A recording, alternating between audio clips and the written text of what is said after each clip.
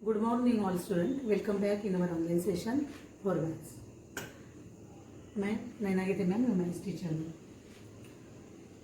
हमारा current topic चल रहा है वेरिएशन. वेरिएशन टू टाइप्स के वेरिएशन हमने देखे लास्ट सेशन में. First direct variation and second inverse variation. उसमें से हम डायरेक्ट वेरिएशन के स्टडी कर रहे हैं. डायरेक्ट वेरिएशन के बाद हम इनवर्स वेरिएशन देखने वाले हैं. डायरेक्ट वेरिएशन में हमने इसके प्रीवियस सेशन में प्रैक्टिस सेट 7.1 के question number 1 and question number 2 को सॉल्व किया. प्रैक्टिस सेट 7.1 हमने उसमें से question number 1 and question number 2 को सॉल्व किया था. Today we are going to see question number 3. Direct variation में मैंने आपको समझाया था, वापस मैं आपको थोड़ा सा रिवाइज कर रही हूँ कि जहाँ दो क्वांटिटीज होती है, suppose first quantity is P and second quantity is Q. If there is a direct variation between P and Q, अगर P and Q में डायरेक्ट वेरिएशन, डायरेक्ट वेरिएशन क्या होता है? जब इस क्वांटिटी के साथ ये क्वांटिटी चेंज होती है. सपोज ये क्वांटिटी अगर इंक्रीज हो रही है then P increases then Q also increases. If P decreases then Q also decreases. तो मैंने उसके एग्जाम्पल भी आपको एक्सप्लेन किए थे कि अगर हम कुछ खरीदने के लिए जाते हैं शॉप में, अगर suppose we take one notebook for 20 rupees, अगर हम एक नोटबुक 20 रुपीज़ के ले रहे हैं, तो अगर हम नोटबुक की क्वांटिटी बढ़ा देंगे तो वन नोटबुक की जगह अगर हम 4 क्वांटिटी करेंगे, पहले 1 थे तो 20 रुपीज़ पर कॉपी लग रही थी हमें. Suppose we increases number of notebook, एक की जगह हम 4 लेंगे, देन यू हैव टू पे 4 into 20, 80 रुपीज़, राइट. इफ यहाँ पे पहले 1 नोटबुक थी, बाद में हमने 4 नोटबुक ली, यहाँ पे 1 नोटबुक ले 20 रुपीज़ थे, बाद में हमने 80 रुपीज़ पे किए. मीन्स उसकी प्राइस भी बढ़ रही है, राइट. प्राइस बढ़ रही है मतलब हमारे पैसे भी ज़्यादा लग रहे हैं, राइट. यू हैव टू पे मोर मनी अगर हम नोटबुक की संख्या बढ़ा रहे हैं. इसे डायरेक्ट प्रोपोर्शन देते हैं. और मैंने कहा था कि वो मैथमेटिकल सिंबल में P directly proportional to Q दर्शा है. P directly proportional to Q. और इसका इक्वेशन मैंने आपको बताया था. P अगर हमें डायरेक्टली प्रोपोर्शनल सिंबल अगर निकाल लेते हैं then P is equal to K हम कांस्टेंट टर्म लेते हैं Q. P की जगह X और Y हो सकता है, राइट. M और N हो सकता है, जो भी हो. तो ये कांस्टेंट के होता है. उसके लिए पहले हमें एग्जाम्पल में P और Q की क्वांटिटी पता होगी, तो हम पहले K का वैल्यू फाइंड आउट करते हैं. उसके बाद हमारा क्वेश्चन होता है if suppose P is equal to 30, 20 something, then you have to find out Q. Suppose Q is equal to इतना, तो P कितना होगा, ये आपको करना है. तो कुछ एग्जाम्पल्स मैंने होमवर्क के लिए आपको दिए थे, लेकिन बहुत सारे बच्चों ने, मतलब कुछ बच्चों ने मुझे भेजे पर्सनल मैसेज पे, लेकिन उन्होंने क्या किया कि हमने जो एग्जाम्पल क्वेश्चन नंबर 2 किया था उसमें K की वैल्यू 1/8 था. Value K is equal to 1/8. तो मैंने जो एग्जाम्पल दिए थे आपको बाद में, तो उसमें भी आपने K की हर एक में 1/8 लिए. This is wrong. तो हर एक क्वेश्चन के लिए K की वैल्यू डिफरेंट होगी. K की वैल्यू डिफरेंट. अभी वो एग्जाम्पल से मैं कुछ एग्जाम्पल भी लेने वाली हूँ, लेकिन उसके पहले हम we are going to solve question number 3 from practice set 7.1. आप वीडियो अच्छे से देखिए, एक एक स्टेप में आपको अच्छे से समझा रही हूँ. Carefully observe it and write down in your notebook. Our question is if m directly proportional to m, this is directly proportional symbol, m directly proportional to m and when m is equal to 154 and n is equal to 7. m और n में directly proportional है, मतलब दोनों में directly proportion है. जब m 154 होता है तब n 7 होता है, राइट.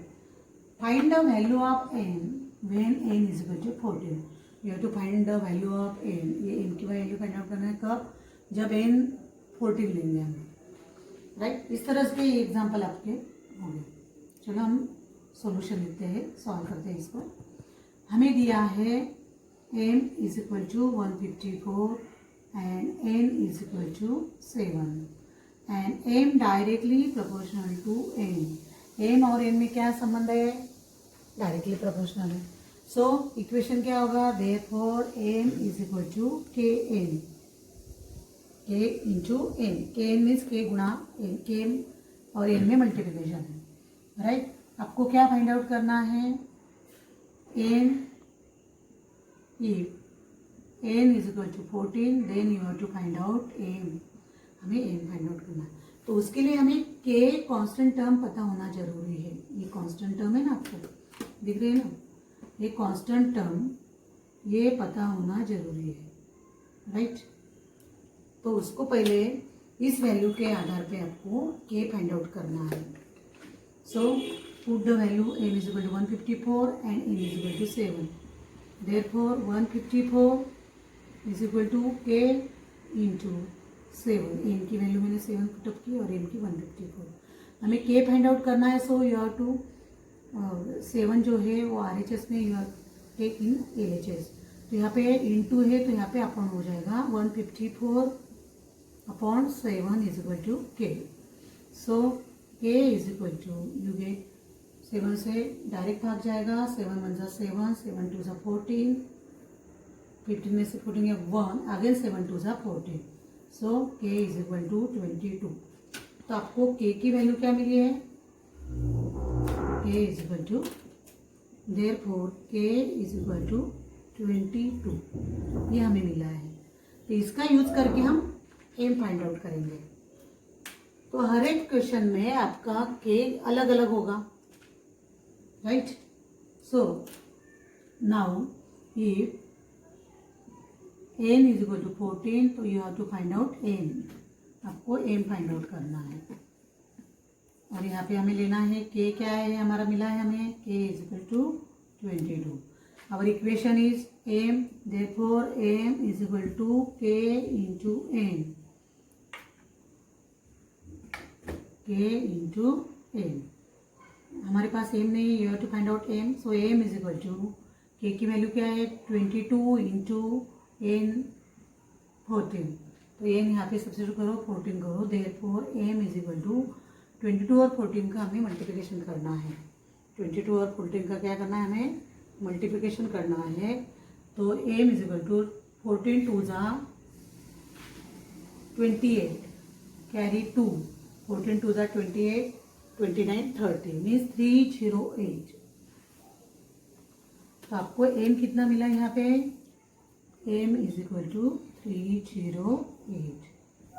कब, जब एन इज इक्वल टू 7 होता है, सॉरी 14 होता है, एन इज इक्वल टू 14। तो हमने कांस्टेंट टर्म पहले फाइंड आउट की, के इज इक्वल टू 22, देन हमारे पास एन की वैल्यू थी, हमने वो पुटअप की और हमें एम की वैल्यू मिली इक्वेशन का। ये जो इक्वेशन है ये डायरेक्ट इक्वेशन में जाए, यहाँ पे एम और एन में दिया था, एक्स और वाई में होगा, तो एक्स डायरेक्ट इक्वेशन हुआ है, तो x is equal to K Y होगा। मतलब हर एक इक्वेशन में क्या आने वाला है, constant term. First you have to find out K, आपको पहले एक्स और वाई की वैल्यू दी जाएगी, उसके आधार पर आपको के फाइंड आउट करना है और पूछी गई वैल्यू फाइंड आउट करनी है, राइट। ओके, नाउ क्वेश्चन 3 हमने प्रैक्टिस सेट 7.1 से सॉल्व किया है। मैंने कल आपको जो होमवर्क क्वेश्चन दिए थे उसमें से क्वेश्चन नंबर 1 का एक एग्जांपल लेते हैं और क्वेश्चन नंबर 2 का एक एग्जांपल लेते हैं। आपको याद होगा क्वेश्चन नंबर 1 और question number 2 and question number 3 question मैंने आपको दिए थे, वो टेबल थे उसमें, राइट। तो आपको याद होगा, मैं यहाँ पे दिखाती हूँ आपको। तो एक्स और वाई में डायरेक्टली प्रोपोर्शन दिया था, एक्स और वाई, याद आया कुछ आपको। और एक्स सपोज टू यहाँ पे दिया था 2.5, वाई 5, यहाँ पे वाई 8 दिया था, you have to find out X, और again I think 12, you have to find out X, इस तरह से। ओके, मैं आपको एक एक एग्जांपल सॉल्व करती हूँ, आपको बाकी के एग्जांपल सॉल्व करना है। तो क्वेश्चन नंबर 1 में जो के का टर्म वैल्यू आएगी वही वो पूरे ब्रैकेट के लिए यूज होगा। क्वेश्चन नंबर 2 में के की जो वैल्यू आएगी वही वो पूरे क्वेश्चन नंबर 2 का जो आपको टेबल दिया है उसमें यूज करना है आपको। सॉल्यूशन,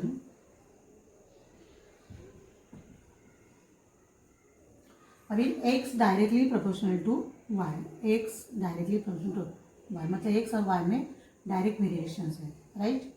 और हमें क्या दिया, x is equal to 2.5 and y is equal to 5. And you have to find out x if y is equal to 8. मैं टेबल नहीं करूँ यहाँ पे, आपको डायरेक्ट कर लूँ. This is our question mark. अभी x directly proportional to y, then x is equal to K Y. ये आपका इक्वेशन है, right. x is equal to K Y. इस इक्वेशन का यूज करना है. समझ आ रहा है आपको? अभी यहाँ पे के की वैल्यू अलग हो गई. कुछ बच्चों ने अभी समझ में आ रहा है ना आपको? आपने 1/80 लिखा था जो क्वेश्चन नंबर 2 का था. अभी यहाँ पे हमें x की वैल्यू दी है 2.5. 2.5 is equal to K into Y की वैल्यू इज 5. सो हमें k फाइंड आउट करना है. अगर 2.5 को हम पॉइंट अगर निकालना है, राइट, अगर पॉइंट में भी आप फाइंड आउट करते सकते हैं, लेकिन हम पॉइंट निकाले. Therefore 2.5. So put the value x is equal to 2.5 and y is equal to 5 जो ऑलरेडी हमें दिया है. और you have to find out x if y is equal to 8. तो इसके लिए हमें k फर्स्ट फाइंड आउट करना पड़ेगा. तो हमने इक्वेशन में पहले जो हमें x और y की वैल्यू थी वो पुटअप कर दी यहाँ पे, तो हमें k मिल जाएगा. अभी यहाँ पे 2.5 है, so write down here. Decimal point को हम हटा देते हैं. 25/10. आपको पता होगा ये 2.5 देयरफॉर 25/10. डेसिमल पॉइंट के बाद अगर एक डिजिट है तो डेसिमल पॉइंट हटा के हमें नीचे 1 के बाजू में एक जीरो लेना है. ये डेसिमल पॉइंट के बाद 2 नंबर है. सपोज 2.25, देन ये 1 2, तो 225/100 होता है. मतलब 2 0 हम यहाँ पे लेते हैं. ये रूल आपको पता है. वही यहाँ पे मैंने किया है. 25/10 is equal to K into 5. अभी हम 5 को LHS में लाते हैं. देयरफॉर के इज इक्वल टू 25/10 इंटू 1/5. ये इंटू था, यहाँ पे अपॉन हो गया. 5 1 जा 5, 5 5 जा 25. अगेन क्या मिला हमें? 5/10. वापस डिवाइड कर सकते हैं. 5 1 जा 5, 5 2 जा 10. So you get k is equal to 1/2. ये हमें k की वैल्यू मिली है, हमें कांस्टेंट टर्म, राइट. क्योंकि हमने डायरेक्टली प्रोपोर्शनल का सिंबल जब निकाले थे हमें k कांस्टेंट लेना पड़ता है. x is k into Y. अभी हमें x के वैल्यू फाइंड आउट करना है. देयरफॉर इक्वेशन क्या है हमारा? x is equal to k into Y. हमें अभी k की वैल्यू 1/2 लेंगे. देयरफॉर x फाइंड आउट करना है. k की वैल्यू पुटअप करो यहाँ पे 1/2. y की क्या आई? 8 आई. 8 दिया है हमें. अभी 2 1 जा 2, 2 4 जा 8, 2 4 जा 8. Therefore you get x is equal to 4. x is equal to 4.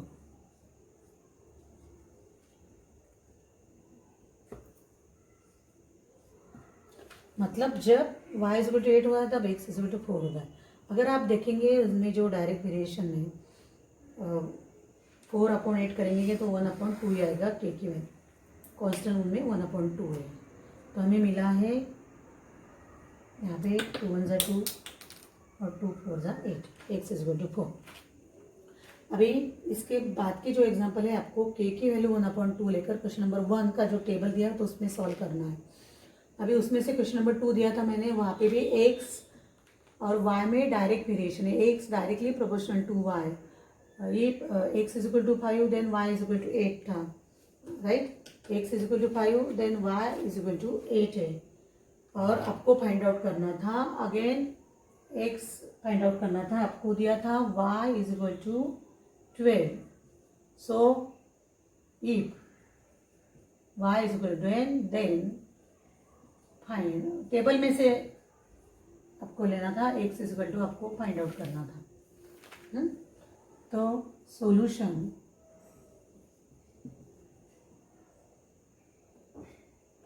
x directly proportional to y. Therefore equation क्या होगा बच्चों? x is equal to K Y. Directly इसको हमने हटा दिया. x is equal to K Y. हमें ये equation मिला है. अभी आपको क्या क्या दिया है? x is equal to 5, y is equal to 8 and y is equal to 12. Then x is equal to find out करना है आपको. ओके.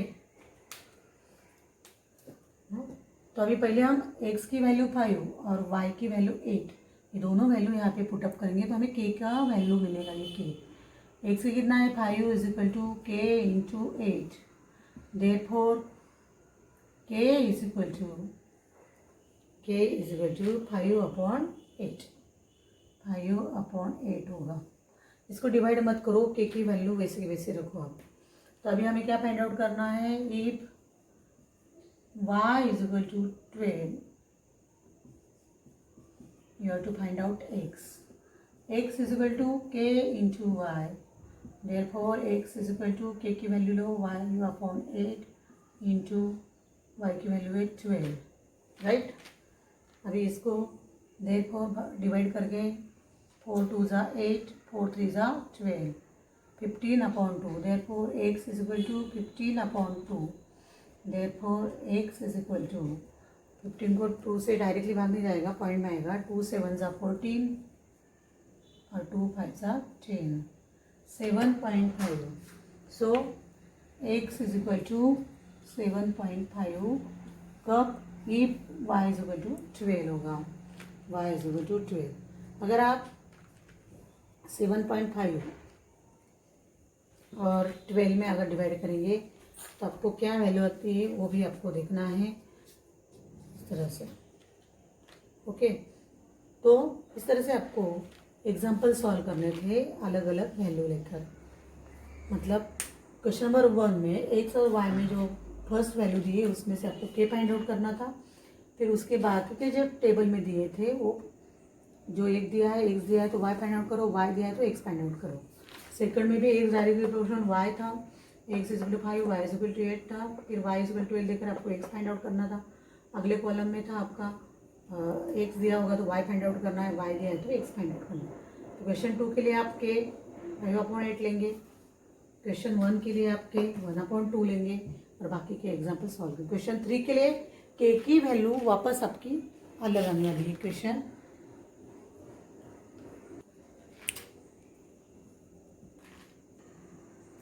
हाँ, तो आपको इस तरह से होमवर्क के बाकी के एग्जाम्पल सॉल्व करना है एज अ प्रैक्टिस।